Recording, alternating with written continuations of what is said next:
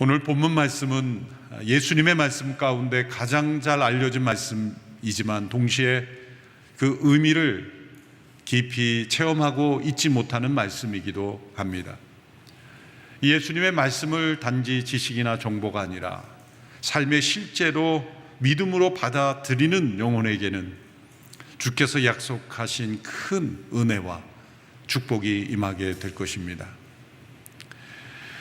본문에는 두 인격이 나타나 있습니다. 하나는 수고하고 무거운 짐진 자들이고 또 한 인격은 이들을 초청하시는 예수님입니다. 이 예수님의 초청은 당시 예수님의 말씀을 직접 들었던 당시 사람들에게만 주어진 것이 아니라 수고하고 무거운 짐을 진 모든 시대의 모든 사람들에게 주어진 초청입니다. 이러한 초청을 할 수 있는 분은 단순히 훌륭한 인격자일 수만은 없습니다. 아무리 훌륭한 인격자라 할지라도 자신에게 끊임없이 사람들이 도움을 요청한다면 사람들 만나기를 꺼려하고 또 사람들의 그 요청에 주저할 것입니다. 수고하고 무거운 짐을 진 모든 사람들을 내게로 오라고 초청하시는 이분은 하나님이 아니시라면, 전능하신 하나님이 아니시라면, 전능하시고 선하신 하나님이 아니시라면 어떻게 이렇게 절대적인 초청을 할 수 있겠습니까? 수고하고 무거운 짐진 자들이라고 할 때 수고한다는 것은 자신이 능동적으로 살아가면서 만들어지는 짐을 뜻합니다. 어떤 발전을 위해서 노력하는 것도 그 마음의 짐이 될 수 있고, 또한 자신의 죄로 인하여 자신의 정욕으로 인하여 지게 되는 죄의 짐, 그것도 뜻하는 것입니다. 무거운 짐이라 할 때 그것은 자신이 선택하지 않았지만 불가피하게 그 환경과 상황에 의해서 지게 되는 짐을 뜻합니다. 어떠한 짐이든지 간에 우리가 인생의 짐을 피할 수 있는 길은 없습니다. 인생의 짐을 지고 힘들지 않은 사람은 아무도 없습니다. 다른 사람들이 보기에 저 사람은 참 인생의 짐 하나도 없이 어떻게 저렇게 평안하게 살아갈까라고 생각되는 사람도 그 내면을 들여다보면 보통 사람보다 몇 배의 큰 마음의 짐을 지고 살아가고 있습니다. 겉으로는 웃고 있지만 속으로는 우는 사람들이 있습니다. 두려움과 죄책감에 사로잡혀 평안을 누리지 못하는 사람들이 있습니다. 죽음에 대한 염려와 공포로 잠 못 이루며 살아가는 사람들이 있습니다. 육신의 정욕과 죄의 굴레에 매여서 끊임없는 후회와 갈등 속에 살아가는 사람들이 있습니다. 마음에 힘이 없어 무기력과 또 우울증으로 삶에 소망 없이 힘없는 발걸음으로 살아가는 사람들도 있습니다. 세상에 왜 이렇게 중독이 만연할까요? 온갖 수십 가지의 중독들이 왜 나타날까요? 그것은 마음의 짐, 인생의 짐을 지고 살아가는 영혼들이 스스로 탈출구를 나름대로 만드는 것입니다. 그러나 그것은 탈출구가 아니라 미로일 뿐입니다. 그 길로 걸어갈수록 인생의 짐은 더욱더 무거워질 뿐입니다. 이렇게 수고하고 무거운 짐을 진 사람들을 예수님께서 초청하셨습니다. 오늘 보면 28절의 말씀 함께 읽겠습니다. 시작. 수고하고 무거운 짐을 진 모든 사람은 다 내게로 오라. 내가 너희를 쉬게 할 것이다. 내게로 오라. 예수님이 초청하셨습니다. 나의 교훈을 들으라, 또 어떤 예식에 참여하라가 아니라 내게로 오라. 살아계신 인격이신 그 예수님께 나오라는 것입니다. 여기에는 어떤 사람의 도움도 개입도 필요 없다는 것입니다. 어떤 중보자가 요구되지 않다는 것입니다. 살아계신 예수님 앞에 우리 개개인의 인격으로 나아갈 수 있다는 것입니다. 성부 하나님 앞에 나아갈 때는 중보자 되신 예수님이 필요합니다. 그러나 중보자 되신 예수님께 나아갈 때는 그 어떤 중보자가 요구되지 않는다는 것입니다. 이 진리를 가리운 것이 중세 교회였고 로만 캐톨릭이었습니다. 교회의 도움이 필요하고 사제의 중보가 필요하고 성인의 중보가 필요한 그래서 우리 개개인이 예수 그리스도 앞에 직접 나아갈 수 있다는 것을 가리웠던 시대가 중세 교회 시대였죠. 종교개혁의 신앙의 원리는 단순합니다. 우리 개개인이 예수 그리스도 그분께 직접 나아갈 수 있다는 것, 그것이 믿음이라는 것, 그 믿음을 의로 여기시며 우리 개개인을 하나님께서 예수 그리스도를 통해 만나 주신다는 것, 그것이 종교개혁의 핵심 개혁교리였습니다. 내게로 오라. 그 누구의 개입과 도움이 필요 없이 우리 개개인이 살아계신 예수님께로 나아갈 수 있다는 겁니다. 다 내게로 오라 초청하신 것은 있는 모습 그대로 오라고 말씀하시는 겁니다. 어떤 분들은 지금보다 내가 조금 더 나은 모습이 되어야 예수님께 나아갈 수 있지 않을까라고 생각할 수도 있습니다. 도덕적으로 의롭고 깨끗한 분들이 그런 생각을 종종 하곤 합니다. 예수님은 우리가 지금보다 더 나은 상태가 될 때까지 기다렸다가 나오기를 요구하지 않으십니다. 현재 있는 모습 그대로 인생의 무거운 짐을 지고 신음하고 고통스럽고 아파하고 신음하는 그 모습 그 상태로 나오기를 원하십니다. 우리가 의사 선생님을 찾아갈 때가 언제입니까? 심각할 때입니다. 아플 때입니다. 고통스러울 때입니다. 의사 선생님을 찾아갈 때 내가 건강이 조금 더 나아지기를 기다렸다가 찾아가는 환자는 아무도 없습니다. 아플 그때에, 힘들 그때에 우리가 의사 선생님을 찾듯이 수고하고 무거운 짐에 눌려 힘겨운 인생을 살아갈 그때에 내게로 오라 하신 그 예수님께로 나아갈 수 있다는 거죠. 모든 사람들은 자신의 인생에 대하여 어느 정도 살아가게 되면 자신의 인생에 대해 스스로 재판관이 되어 판결을 다 내립니다. 너는 실패한 인생이야. 너는 쓸모없는 인생이야. 너의 지나온 과거를 봐. 너가 해온 일이 무엇이 있는가? 너에게는 소망이 없어. 너는 용서받을 수 없어. 너는 이제 인생이 끝이야. 수많은 인생의 판결을 스스로 내리며 신음하는 많은 인생들, 예수님은 초청하십니다. 내게로 오라. 우리가 나아갈 그 예수님이 계시고 그 예수님께 나아가는 것이 곧 믿음입니다. 이건 단순한 초청입니다. 내게로 오라. 다른 어떤 우리가 성경의 지식을 보유하고 또 교회의 경험이 있고 어떤 봉사 이력이 있어야 예수님께 나아갈 수 있는 것이 아니라 내게로 오라 라고 단순히 초청하시는 그 예수님의 초청에 응답하는 모든 영혼들에게 예수님은 구원을 주십니다. 이렇게 초청하시는 예수님께서 주시는 약속입니다. 내가 너희를 쉬게 하리라. 수고하고 무거운 짐진 자들을 초청하시고 그들에게 주시는 약속은 그 짐을 내가 제거해 주리라, 없애 주리라, 짐지지 않게 해 주리라가 아닙니다. 쉬게 하리라. 쉼을 주신다는 겁니다. 이 쉼은 우리가 인생의 짐을 지고 살아가는 그 짐을 없애주는 쉼이 아니라 그 짐을 감당할 수 있는, 그 짐을 무겁게 여기지 않을 수 있는, 그 짐을 가볍게 감당할 수 있는 쉼, 그것을 약속하신 겁니다. 물론 우리가 영원한 안식 가운데 들어가게 되면 인생의 모든 무거운 짐을 다 벗게 되는 날이 올 것입니다. 그러나 이 땅에서 육체 가운데 이 세상에 살아가는 동안에는 인생의 짐을 벗을 수 없습니다. 이제 인생을 오래 살아 이 정도 되면 인생의 짐이 좀 없어져야 되겠지라고 생각하지만 끊임없이 그 시대, 그 세대에 맞는 짐이 있는 겁니다. 예수님께서 우리에게 약속하셨습니다. 수고하고 무거운 짐진 자들아 다 내게로 오라. 내가 너희를 쉬게 하리라. 짐을 없애주지 아니하고 그 짐을 쉽게 이겨낼 수 있는 쉼을 주신다는 겁니다.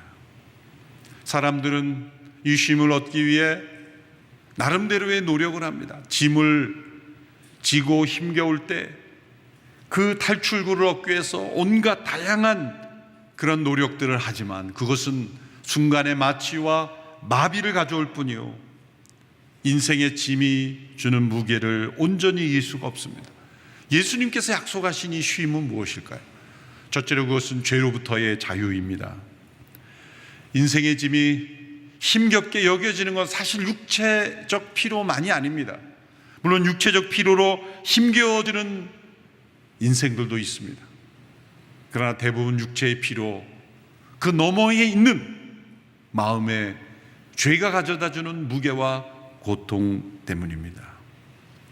예수님께서 내게로 오라 하실 때 그 초청은 누구에게 오라는 것입니까? 십자가에 못 박히신 예수 그리스도께로 오라는 것이요, 그것은 나의 십자가로 오라는 것이며, 내게로 와 나의 십자가에 함께 나의 죽음에 참여하라는 초청입니다.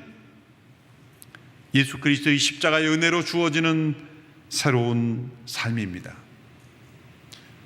예수님이 우리를 쉬게 한다고 하실 때 우리의 옛사람, 우리 인생의 짐을 지고 그 짐과 함께 죄와 더불어 살아가는 우리의 옛사람을 북돋아주고 격려해주고 우리의 옛사람을 위로하는 쉼이 아닙니다. 그 옛사람은 죽어야 하는 옛사람입니다. 예수님의 십자가에 못 박히신 것은 우리의 옛사람이 함께 못 박아 죽게 하고 우리에게 영원한 생명을 주시기 위함입니다. 영원한 나라에 합당한 새 사람으로 변화시키기 위함입니다. 주께서 주시는 쉼은 단순한 짐을 잠시 풀어 쉬게 하는 쉼의 정도가 아닙니다. 우리의 옛사람을 끊임없이 죄의 짐을 만들어내는, 죄와 더불어 살아가는 이 옛사람을 십자가에 못 박아 죽게 하고, 그래서 우리를 죄에 대하여 자유케 함으로 인생의 짐을 가볍게 해주시는 겁니다. 여러분, 이 죄로부터의 자유를 경험하셨습니까? 나의 옛사람이 십자가에 못 박아 죽는 경험을 하셨습니까? 내게로 오라 하시는 주님의 초청은 나의 십자가에서 나와 함께 못 박아 옛사람을 죽이라는 예수님의 초청입니다. 죄로부터 자유하게 될 때 우리가 인생의 짐을 우리는 새롭게 질 수 있게 됩니다. 둘째로 예수님께서 약속하신 쉼은 양심의 평화입니다. 우리의 마음에 쉼이 없는 것은 이 끊임없는 양심으로부터의 공격과 자극이 있기 때문입니다. 때로는 정당한 양심의 자극이 있습니다. 타락했지만 우리의 양심은 나름대로의 기능을 하고 있기 때문이고, 인간이 죄로 말미암아 타락했지만 하나님은 지금도 양심을 통해 우리에게 말씀하고 계시기 때문입니다. 하나님의 일반적 은혜이죠. 때로 사람들은 그 양심의 소리를 듣지 않고 그 양심을 묻어버리고 화인맞은 양심이 되어 양심의 소리를 듣지 않는 것으로 마음의 평화를 찾습니다. 그래서 수많은 악을 행하면서도 마음에 갈등이 없는 것은 양심을 잠재우기 때문이죠. 어떤 비싼 종을 훔쳐가던 도둑이 있었습니다. 종을 훔쳐가니 이제 달려갈수록 종이 울리는 거예요. 그래서 너무 당황한 나머지 도둑은 더 빨리 달렸습니다. 빨리 달릴수록 종은 더 많이 울리는 거예요. 많은 사람들이 그 사람을 주목하자 도둑은 자신의 귀를 막아버렸습니다. 종소리를 듣지 않으니 마음이 평안해지는 거죠. 바로 그런 모습으로 자신의 마음의 평화를 찾아가는 것이 양심을 마비시키는 인간의 모습이죠. 그러나 또 한편으로 잘못된 양심의 소리, 죄로 인하여 왜곡된 양심의 소리는 우리를 불필요하게 공격하기도 합니다. 우리를 자책감에 사로잡히게 하고 불필요한 책임감에 빠지게 하고, 그리고 우리를 정죄하며 공격합니다. 우리가 지나온 삶을 되돌아보면서 우리를 끊임없이 우리의 잘못에서 공격하고, 너의 인생에 이것도 잘못했고 저것도 잘못했고 온통 잘못한 것뿐이다. 너는 인생이 무가치한 인생이다. 유익이 되지 않는 인생이다. 그렇게 정죄와 자책감을 가져다 줍니다. 그러나 죄로부터 자유한 영혼은 왜 양심의 평화를 누릴 수 있습니까? 누구든지 예수 그리스도 안에 있는 자에게는 결코 정죄함이 없다는 십자가의 은혜 때문입니다. 우리의 타락한 양심이 더 이상 우리를 괴롭힐 수 없습니다. 정당한 양심의 소리는 듣지만 부당한 양심의 자극과 공격은 이겨낼 수 있는 마음의 평화, 양심의 평화, 이것이 쉼입니다. 그래서 우리 자신을 정죄하지 않습니다. 우리 자신을 비난하지 않습니다. 진정 자기를 사랑할 수 있는 양심의 평화를 우리는 가질 수 있게 되는 것입니다. 셋째로 예수님께서 약속하신 쉼이란 무엇입니까? 그것은 예수님의 임재 그 자체입니다. 내게로 오라 말씀하신 예수님께서 우리에게 주시는 것은 바로 그분의 임재 그 자체입니다. 죄가 그 예수님의 임재를 가로막았고 우리의 타락한 양심이 그 예수님과 동행하는 삶을 가로막았지만 예수 그리스도의 십자가로 이 모든 장애물이 제거되었기에 예수님 그분의 임재가 우리 안에 있고 우리가 그분 안에 거하는 이 인격적인 연합이 가능하게 되었다는 것입니다. 참된 쉼의 비결은 무엇입니까? 우리가 예수님 안에 거하는 것입니다. 그분의 임재 안에 머무는 것입니다. 여러분, 인생의 짐에 눌려 힘겨울 때 때로는 누군가 정말 나의 마음을 정말 이해해 줄 수 있는 누군가, 어떤 인격이 곁에 있어주는 것이 얼마나 큰 위로와 쉼이 됩니까? 마음에 힘들다 그래서 홀로 아무도 없는 곳에 가서 잘 먹고 잘 쉬면 쉼이 올까요? 정말 우리의 인생의 힘은 우리 인격이 또 다른 인격, 정말 건전하고 건강하고 거룩하고 성결하고 예수 그리스도의 임재 아래에 있는 인격을 만날 때 우리의 영혼이 쉼을 얻는 것입니다. 그 사람은 친구가 필요하고 가족이 필요하고 공동체가 필요한 것입니다. 그런데 예수님 그분의 임재가 나에게 주어진다면, 내가 그분 안에 거하는 임재가 있다면 그것은 최고의 쉼인 것입니다. 천국이 왜 천국입니까? 예수님이 계시기 때문에 천국이에요. 하나님 나라가 왜 축복입니까? 하나님의 임재가 있기 때문에 축복인 거예요. 예수님께서 약속하신 이 쉼을 주시기 위해 우리에게 주시는 명령이 있습니다. 29절 30절의 말씀 같이 읽습니다. 시작. 나는 마음이 온유하고 겸손하니 너희는 내 멍에를 메고 내게서 배우라. 그러면 너희 영혼이 쉼을 얻을 것이다. 내 멍에는 메기 쉽고 내 짐은 가볍다. 예수님께서는 인생의 짐을 제거해 주신다고 약속하지 않고 그 인생의 짐을 쉽고 가볍게 만들어 줄 수 있는 장비를 말씀하셨습니다. 그것은 바로 멍에입니다. 짐을 벗겨주시는 것이나 그 짐을 가볍게 만들어 줄 수 있는 멍에를 지라 말씀하셨습니다. 이 멍에는 여러분이 알다시피 농경사회에서 두 마리의 소의 어깨를 서로 연결하여 함께 수레를 끌게 하거나 밭을 갈게 하거나 짐을 지우는 도구입니다. 대개는 힘있고 그리고 경험 많은 소 옆에 힘없고 경험 없는 소를 함께 붙여서 경험 없는 소가 밭 가는 법을, 짐을 감당하는 법을 배우도록 그렇게 고안한 장치이기도 합니다. 두 마리의 소가 함께 짐을 지고 걸어갈 때로는 그 속도가 맞지 않고 방향이 맞지 않아서 다른 방향으로 갈 때는 그 멍에 때문에 불편하고 고통스러울 수 있습니다.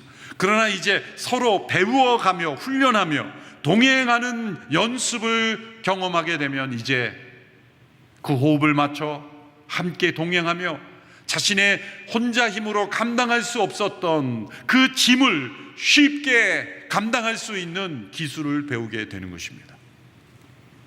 예수님은 나의 멍에를 메라, 예수님의 멍에를 메라, 나와 함께 어깨를 맞추고 동행하며 나의 스텝, 나의 속도, 나의 방향, 나의 마음으로 함께 걷자. 예수님과의 동행을 말씀하신 겁니다. 그것은 때로 우리를 불편하게 하고 또 나의 마음대로 행하지 못하게 함으로 그것 자체가 불편하게 여길지 모르지만 그거 없이 그 예수님의 멍에를 매지 않고 우리 스스로 인생의 짐을 질 때 얼마나 곤비했습니까? 내 스스로의 힘으로 그 짐을 감당하려고 할 때 얼마나 고됐습니까? 해결되지 않았습니까?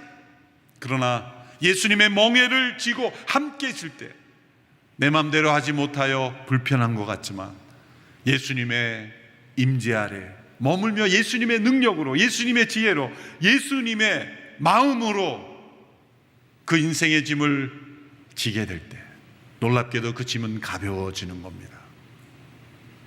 또한 이 멍에는 또 다른 의미에서 비유적 표현이기도 합니다. 유대 사회에서 율법을 읽는 랍비들의 방식을 가르칠 때 사용되는 표현이 멍에입니다. 그래서 모든 랍비들은 자신만의 멍에를 다 가지고 있었습니다. 자신의 제자들을 양육하고 가르치는 도제라고 하죠. 자신의 그런 율법을 가르치는 방식을 멍에라고 했습니다. 그래서 마태복음 11장 전반부에 보면 당시의 바리새인과 유대 그 율법학자들의 잘못된 멍에로 인하여 일어난 일들에 대한 예수님의 말씀도 포함이 되어 있는 것입니다. 당시에 바리새인과 율법학자들의 멍에는 참된 구원에 이르지 못하게 했습니다. 하나님의 참된 의를 가르쳐 주지 못했습니다. 도리어 자기 의에 빠지게 하는 멍에였습니다. 그것은 질수록 더 힘겹고 더 고되고 더 죄에 얽매이게 하는 그 짐을 더 지우는 멍에였습니다.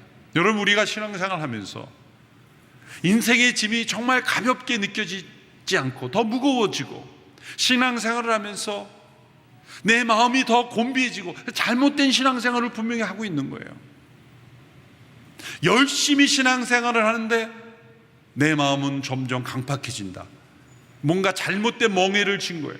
어쩌면 이 바리새인과 율법학자들이 추구했던 그런 종교적 멍에를 지고 있지 않은지 생각해 보십시오. 예수님은 나의 멍에를 메라, 예수님의 멍에를 메라 했습니다. 예수님의 멍에는 무엇일까요? 복음입니다.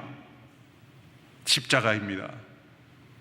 그것은 우리의 옛사람을 예수님의 십자가에서 처리해 주실 뿐만 아니라 우리에게 성령 안에 새로운 생명을 주시며 우리를 자유케 하며 그 예수님의 멍에를 지고 예수님과 동행하는 영혼들에게는 예수님께서 자유를 주시고 평안을 주십니다. 인생의 짐을 예수님과 함께 지는 것입니다. 왜 이 짐이 가볍고 쉽습니까? 우리에게 요구하는 건 오직 믿음으로 예수님과 동행하는 삶이기 때문이죠. 우리는 믿음으로 얻게 되며 믿음으로 거룩게 되며 믿음으로 하나님의 능력을 체험합니다. 믿음으로 예수님의 임재 가운데 거하게 되는 것입니다. 그 예수님과의 동행에 가장 필요한 것이 믿음인데 이 믿음이 죄로 말미암아 파괴되었어요. 그래서 믿음이 가장 쉬운 것이지만 가장 어려운 것이기도 해요. 그래서 우리는 십자가의 멍에를 져야 되는 겁니다. 그 십자가는 끊임없이 우리의 죄를 처리해 줍니다. 십자가에서 우리의 죄를 끊임없이 처리할 때 우리 안에 일어나는 게 뭡니까? 믿음입니다. 예수님의 멍에를 지고 함께 동행하는 믿음. 죄가 파괴한 것은 믿음이에요. 십자가의 은혜로 우리에게 다시 회복되는 것이 믿음이에요. 그 믿음으로 예수님의 멍에를 메고 예수님의 걸음대로, 예수님의 방향대로, 예수님의 지혜대로 예수님의 마음을 따라갈 때 놀랍게도 우리가 지고 있는 인생의 짐은 가볍게 됩니다. 능히 감당하게 됩니다.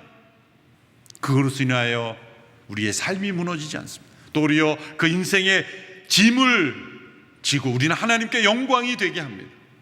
다른 사람은 그 짐을 지고 쓰러지고 무너지는 짐이었지만 도리어 그 짐을 지고 하나님께 영광이 되며 하나님의 살아계심을 드러내는 짐이 되는 것입니다. 우리가 이렇게 예수님의 멍에를 메고 주와 동행할 때 배우는 것이 무엇입니까?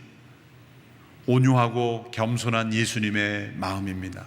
예수님께서 말씀하셨습니다. 나는 마음이 온유하고 겸손하니 내게 배우라. 두 마리의 소가 함께 멍에를 지고 갈 때 서로 배워야 하는 것처럼 우리는 예수님의 멍에를 질 때 반드시 그 예수님의 마음을 배우게 됩니다. 예수님은 마음이 온유하고 겸손하신 분이, 예수님과 동행하는 성도들에게는 반드시 예수님의 온유와 겸손을 배우게 되어 있어요. 만일 예수님의 온유와 겸손을 배우지 못했다, 그 마음의 온유와 겸손이 형성되지 않았다면 예수님과 동행하지 않은 겁니다. 분명한 겁니다. 내가 교회를 얼만큼 오래 출석했는가, 얼마나 많은 봉사를 했는가, 어떤 타이틀이 있는가, 그것이 본질이 아닙니다. 예수님과 동행을 한 열매가 무엇인가? 스스로 내가 예수님과 난 동행했다고 아무리 주장해봐야 온유하고 겸손한 마음이 배워지지 않으면 그것은 동행하지 않은 겁니다. 예수님의 멍에를 함께 지고 배워야 함으로 얻게 된 것이기 때문이죠. 여러분, 우리의 마음에 쉼이 없는 많은 경우가 우리 자신의 마음이 온유하고 겸손하지 못할 때가 많습니다. 마음이 온유하고 겸손만 해도 마음이 평안할 수 있을 텐데 왜 갑자기 누군가에 대해서 분노가 일어나죠? 왜 누군가에 대해 질투가 일어나죠? 왜 누군가 잘 되는 것이 불편하죠? 또한 어떤 상황이 내가 불편하죠? 가만히 생각해 보면 내가 온유하지 못하고 겸손하지 못하기 때문에 그래요. 여러분 이야기가 아니라 저 이야기입니다. 때로 마음이 불편하고 뭔가 이 불안하고 불편한, 가만히 생각해 보면 내가 교만해서 그래, 내가 온유하지 못해서 그래. 우리 인생의 많은 짐들이 사실 우리 스스로가 만들어내는 것이죠. 상황과 환경이 주는 마음의 짐도 있지만 내 마음이 온유하고 겸손하지 못하기 때문에 일어나는 문제이기도 합니다. 예수님은 십자가에 그 모진 고통을 감당하시면서도 온유하고 겸손하셨어요. 그 수많은 군중들의 조롱과 그 채찍과 십자가의 고통을 당하시면서도 예수님은 그 순간에도 온유하고 겸손하셨어요. 분노하지 않으시고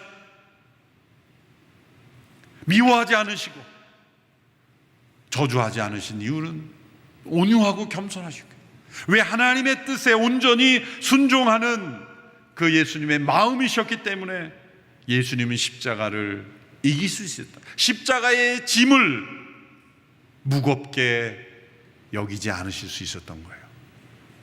우리의 마음이 온유하고 겸손한다면 십자가와 같은 고통도, 예수님의 온유와 겸손의 마음을 우리가 배운다면 우리의 인생의 짐이 십자가를 지는 것 같은 고통일지라도 예수님이 그 십자가를 지셔 승리하신 것처럼 우리도 그 인생의 짐에 승리할 수 있다는 겁니다.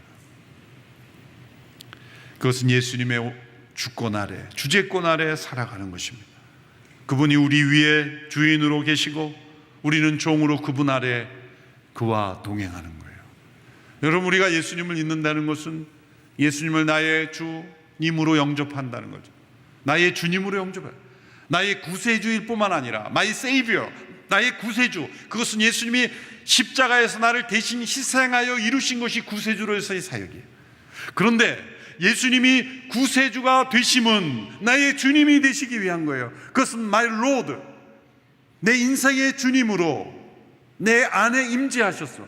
나의 옛사람을 처리하신 것이 구세주로의 사역이라면 내 안에 새 사람을 주셔서, 새 생명을 주셔서 주와 함께 동행하게 하시는 사역이 주님으로서의 사역이에요. 그 나의 구세주이시며 또한 나의 주님이셔야 하는 거예요. My Savior, My Lord. 근데 되게 많은 사람들이 나의 구세주로서의 예수님은 받아들이면서 주님으로서는 받아들이지 않아요. 나의 주님으로 영접했죠. 함께 사심, 내 마음에 오셔서 내 마음의 왕자에 계십시오. 그렇게 영접했어요. 그러나 여전히 내 마음의 왕자에 내가 있습니다. 로버트 멍어라는 분이 내 마음 그리스도의 집이라는 작은 소책자를 보면 예수님께서 내 마음의 집에 들어오십니다. 그래서 함께 거주하고 계십니다. 레지던트로 함께 거주하고 계십니다. 거실도 함께 쓰고 주방도 함께 쓰고. 근데 내 마음에 은밀한 벽장이 하나 있습니다. 오늘 예수님이 집에 계시다가 그 복장을 열어보려고 하니까 우리가 이렇게 반응합니다. 거긴 안 됩니다. 예수님 프라이버시를 지켜주십시오. 내가 주님인데. 주님이라도 거긴 안 됩니다. 자꾸 이러시면 같이 못 삽니다. 그렇다면 예수님이 주님이 아니죠. 거주자일 뿐이에요. 예수님은 나의 인생의 거주자이신가 주인이신가?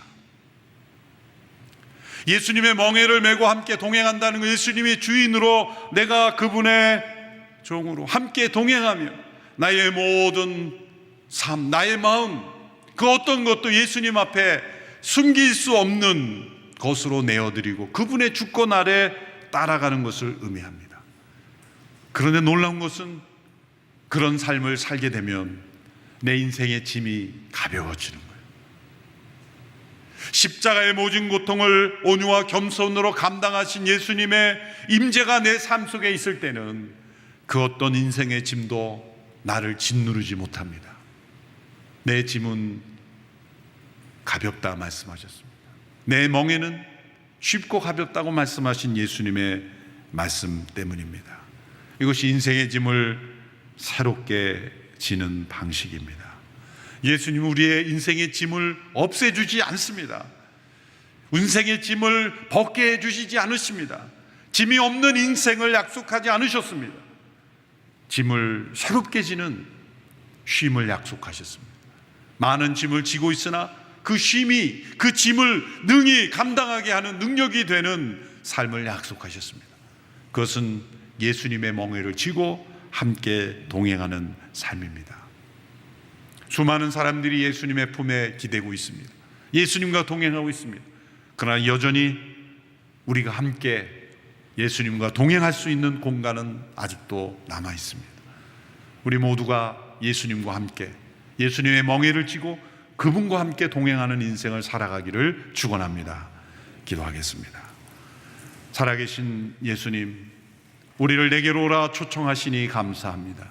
주님의 초청에 응답하여 예수님을 나의 구세주, 나의 주님으로 영접하며 예수님의 멍에를 지고 동행하는 우리 모두가 되게 하여 주옵소서.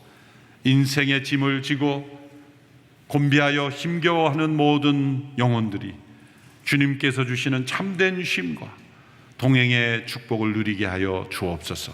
예수님의 이름으로 기도하옵나이다. 아멘.